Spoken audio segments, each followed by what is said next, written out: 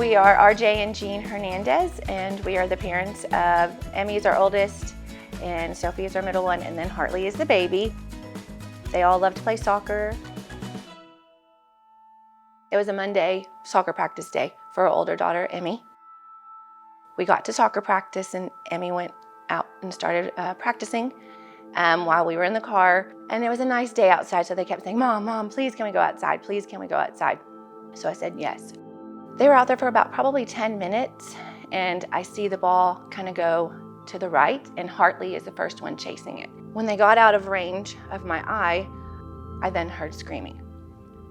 And she kept screaming, it was a bee, a bee stung me, a bee stung me. But then Sophie started running, and she had fear in her screams, and she said, no, it was a snake, it was a snake. One of the parents ran out, and she said, Jean, you need to leave right now. It was a rattlesnake. One of the fangs of the rattlesnake went into her left foot, the top of her left foot, and the other fang went into the leather strap of her Birkenstocks.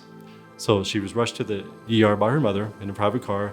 Initially, the wound did not look that serious, but it started to progress in the ER, and so therefore they gave her the Crofab. Crofab is the anti-venom. By the grace of God, it worked. It worked. Hartley was also taken care of by Benton Brown, one of the general surgeons here at Shannon. So it's great to have those guys on standby and with you taking care of these kids, because they're looking for the surgical complications as well, not just the medical complications. So when patients come in with a bite from a venomous snake, there's two things we really have to worry about.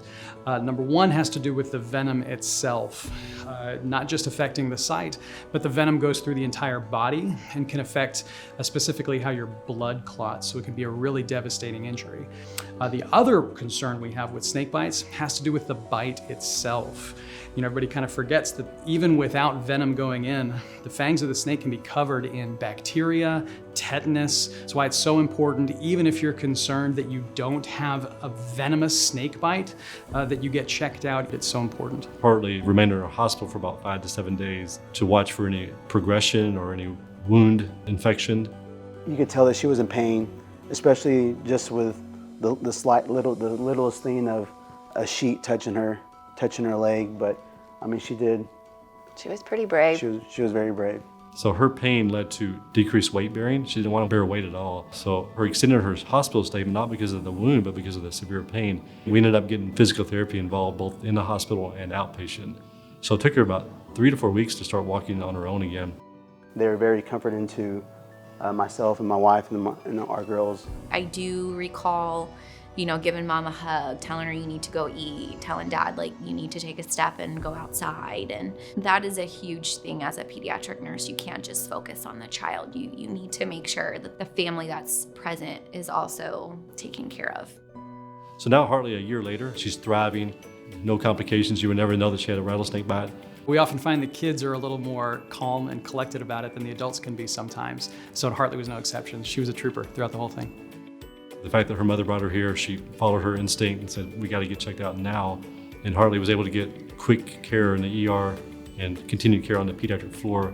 It saved her life. By being able to have the funding from Children's Miracle Network, we were able to keep Hartley here in San Angelo. With her strong support system, we were able to give her the Crofab, the anti-venom, and the therapies that she needed so she could walk and run and start playing again and being an active little 6-year-old like she was before this. From a surgery standpoint, from a trauma standpoint, we're so grateful for everything that Children's Miracle Network does. We're able to do things absolutely that we would not be able to do otherwise without having them here. So we're grateful for them every day.